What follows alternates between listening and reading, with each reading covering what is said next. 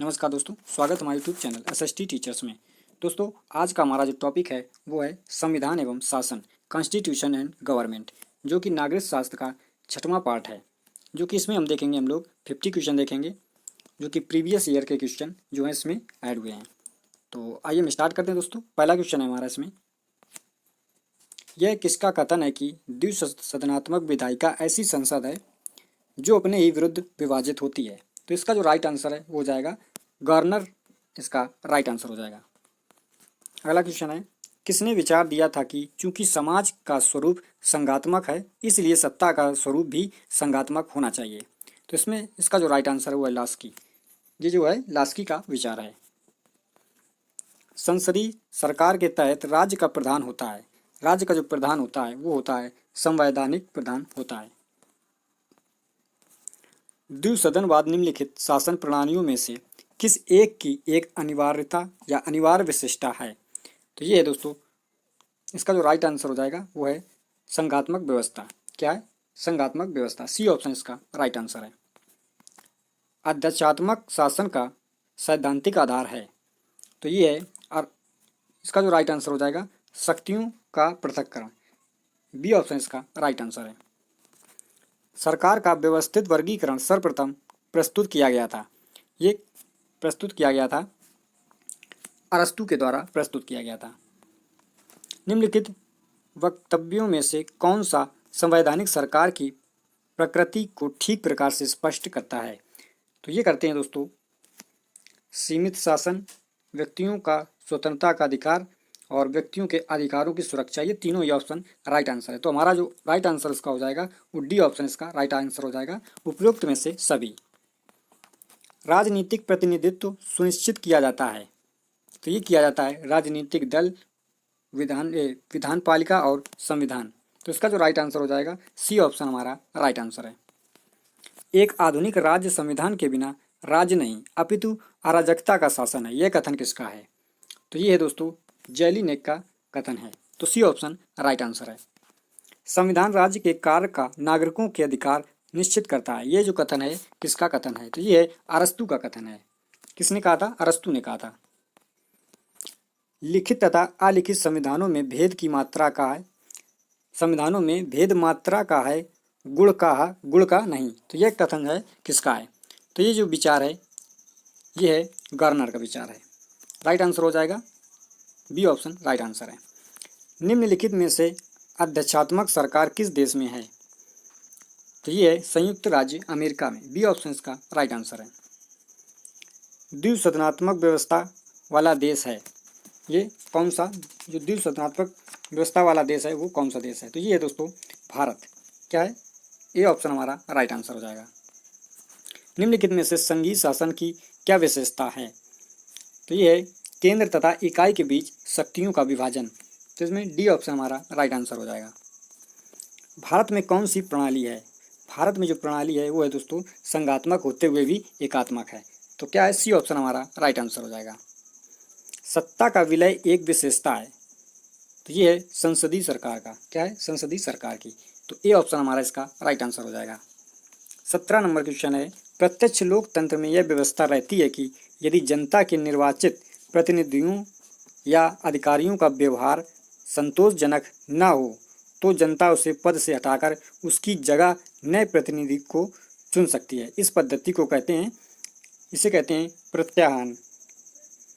प्रत्याहान विधि। इसको right answer हो जाएगा ए ऑप्शन राइट आंसर है। प्रशासनिक कानून निम्नलिखित में से किनके मध्य संबंध निश्चित करता है। तो ये करता है राज्य का अपने कर्मचारियों के साथ संबंध। तो ए ऑप्शन इसका राइट आंसर हो जाएगा। निम्नलिखित में से कौन सा युग्म सही सुमेलित नहीं है। तो ये है डी ऑप्शन इसका राइट आंसर हो जाएगा। ब्रिटेन जो है संघात्मक नहीं है। तो राइट आंसर हो जाएगा इसका डी ऑप्शन राइट आंसर है। निम्नलिखित में से किन सिद्धांतों के आधार पर भारत में संसदीय प्रणाली वाली सरकार कार्य करती है। तो ये करती है, इसका जो राइट आंसर हो जाएगा एक नाम मात्र एक कर्मचारी अध्यक्ष। ये इसका राइट आंसर हो जाएगा। और हो जाएगा मंत्री परिषद में वास्तविक कर्मचारी अधिकारियों का होना। तीसरा ऑप्शन भी इसका राइट आंसर हो जाएगा। और है कार्यकारिणी का निम्न सदन के प्रति उत्तरदायी। चौथा ऑप्शन भी इसका राइट आंसर हो जाएगा। तो हमारे जो ऑप्शन हैं पहला, तीसरा और चौथा, तो राइट आंसर हो जाएगा इसमें से फर्स्ट, तीसरा और चौथा। इसमें अगर हमें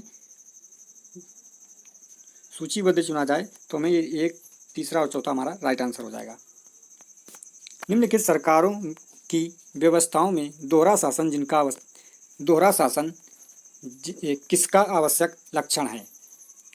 तो ये है संघीय व्यवस्था का। क्या है? सी ऑप्शन इसका राइट आंसर है।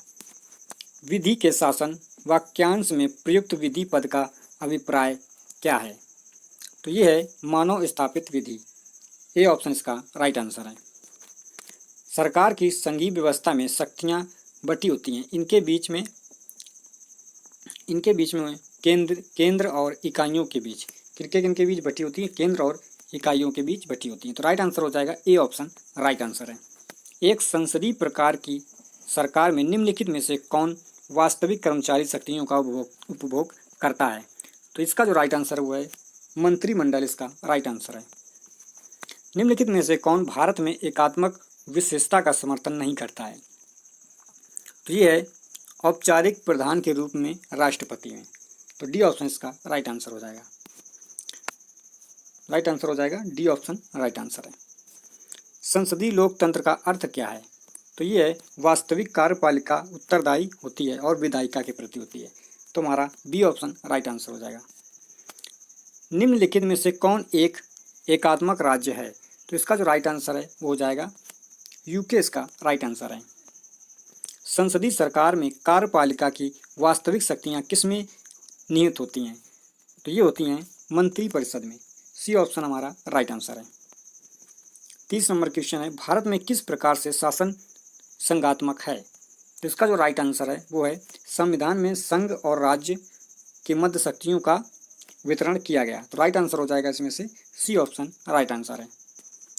राज्य सूची के किसी विषय को राष्ट्रीय हित का विषय घोषित करने का अधिकार किसे है? इसका जो राइट आंसर है वो है राज्यसभा को। ए ऑप्शन इसका राइट आंसर है। राज्य की कार्यपालिका शक्ति किसमें निहित होती है? तो ये होती है राज्यपाल में निहित होती है। तो डी ऑप्शन इसका राइट आंसर हो जाएगा। अगला क्वेश्चन है, फ्रांस के राष्ट्रपति के कार्यकाल की अवधि कितनी होती है? तो ये होती है 5 वर्ष के लिए होती है। कितने वर्ष के लिए? डी ऑप्शन इसका राइट आंसर हो जाएगा। अगला क्वेश्चन है, निम्नलिखित में से कौन एक सुमेलित नहीं है? तो ये है कनाडा जो है एकात्मक सरकार नहीं है। क्या है इसका जो ऑप्शन रहेगा? इसका डी ऑप्शन रहेगा। ये क्या है? ये एक दोहरी सरकार है। क्या है? एकात्मक नहीं है। क्या है? दोहरी सरकार है इसमें। तो राइट आंसर हो जाएगा इसके डी ऑप्शन राइट आंसर है। कौन सा विधि राष्ट्र के मौलिक विधि के रूप में माना जाता है? तो ये माना जाता है संवैधानिक विधि। बी ऑप्शन इसका राइट आंसर है। अगला क्वेश्चन है, कौन सी सरकार को उत्तरदायी सरकार के नाम से भी जाना जाता है? तो ये है हमारा राइट आंसर हो जाएगा संसदीय। क्या हो जाएगा? बी ऑप्शन इसका राइट आंसर हो जाएगा। अगला क्वेश्चन है, संसदीय सरकार के तहत राज्य का प्रधान होता है। तो ये होता है संवैधानिक प्रधान होता है।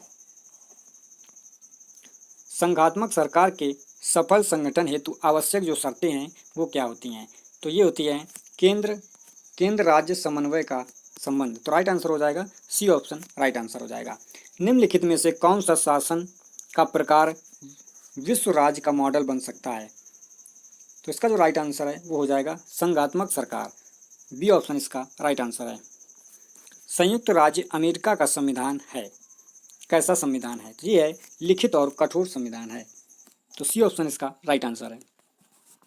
विश्व की सर्वाधिक शक्तिशाली विधायिका कौन सी है? तो इसका जो राइट आंसर हो जाएगा हमारा ब्रिटिश संसद। क्या हो जाएगा? ब्रिटिश संसद। बी ऑप्शन इसका राइट आंसर है। अगला है, निम्नलिखित में से कौन सा एक अध्याचात्मक शासन प्रणाली का दोष है? तो ये है विधायिका और कार्यपालिका के मध्य समन्वय का अभाव। तो डी ऑप्शन हमारा राइट आंसर हो जाएगा। अमेरिकी संघ की स्थापना निम्नलिखित में से किसके माध्यम से की गई थी? तो ये की गई थी स्वैच्छिक समझौता। डी ऑप्शन इसका राइट आंसर है। निम्नलिखित में से कौन सी एक अध्यक्षात्मक शासन की विशेषता है? तो इसका जो राइट आंसर हो जाएगा वो हो जाएगा स्थायित्व। बी ऑप्शन इसका राइट आंसर है।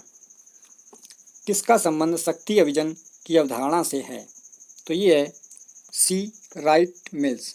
सी ऑप्शन राइट आंसर है। अगला है निम्नलिखित में से किस देश के संविधान में संशोधन जनमत संग्रह द्वारा किया जाता है? तो इसका जो राइट आंसर है वो हो जाएगा स्विट्जरलैंड हमारा राइट आंसर हो जाएगा। ए ऑप्शन राइट आंसर है। निम्नलिखित में से कौन सी एक अध्यक्षात्मक शासन की विशेषता है? तो इसका जो राइट आंसर हो जाएगा वो हो जाएगा हमारा स्थायित्व की विशेषता। डी ऑप्शन राइट आंसर है। निम्न में से कौन विधि के शासन से घनिष्ठ संबंध रखता है? घनिष्ठ जो संबंध रखता है, तो इसका जो राइट आंसर हो जाएगा हमारा वो हो जाएगा सी ऑप्शन इसका राइट आंसर हो जाएगा संविधानवाद। अगला क्वेश्चन है सूची व अनुसूची सेकेंड को हमें सुमेलित करना है। देखते हैं इसमें। तो कैबिनेट शासन प्रणाली, इसका जो संबंध है वो है सामूहिक उत्तरदायित्व। सेकेंड ऑप्शन इसका हो जाएगा। और बी नंबर ऑप्शन है अध्यक्षात्मक शासन प्रणाली। तो ये है हो जाएगा इसका शक्ति पृथक्करण। क्या हो जाएगा? बी का हो जाएगा फर्स्ट। और संघात्मक शासन प्रणाली, और ये हो जाएगा हमारा तीसरा हो जाएगा शक्ति विभाजन। इसका संबंध क्या है? शक्ति विभाजन से है। और एकात्मक शासन प्रणाली से इसका संबंध है शक्तियों का संकेंद्रण। तो इसका जो राइट आंसर हो जाएगा वो अगर सूची वन में या इसको सुमेलित किया जाए ये हो जाएगा हमारा सेकेंड। बी का हो जाएगा सेकेंड। और ए का हो जाएगा सेकेंड नंबर। और बी का हो जाएगा फर्स्ट। बी का हो जाएगा फर्स्ट ऑप्शन। और सी का हो जाएगा इसमें से चौथा ऑप्शन हमारा हो जाएगा। और जो डी ऑप्शन है वो हो जाएगा थर्ड ऑप्शन हो जाएगा। तो इसका जो राइट आंसर हो जाएगा ये हो जाएगा। अगला क्वेश्चन देखते हैं। डॉक्टर अंबेडकर के संबंध में कौन सा कथन गलत है? तो ये है डी ऑप्शन इसका राइट आंसर है। संवैधानिक साधनों में उनकी कोई रुचि नहीं थी। तो ये इसका राइट आंसर नहीं है। डॉक्टर भीमराव अंबेडकर आधुनिक भारत का सबसे ऐसा व्यक्तित्व जो ज्ञान की प्रतिमूर्ति कहा जाता था, उसे कहा जाता था ज्ञान का प्रतीक। तो इसका जो संबंध है वो इसका जो क्वेश्चन नंबर है ये इसका राइट आंसर हो जाएगा। डी ऑप्शन राइट आंसर है इसका।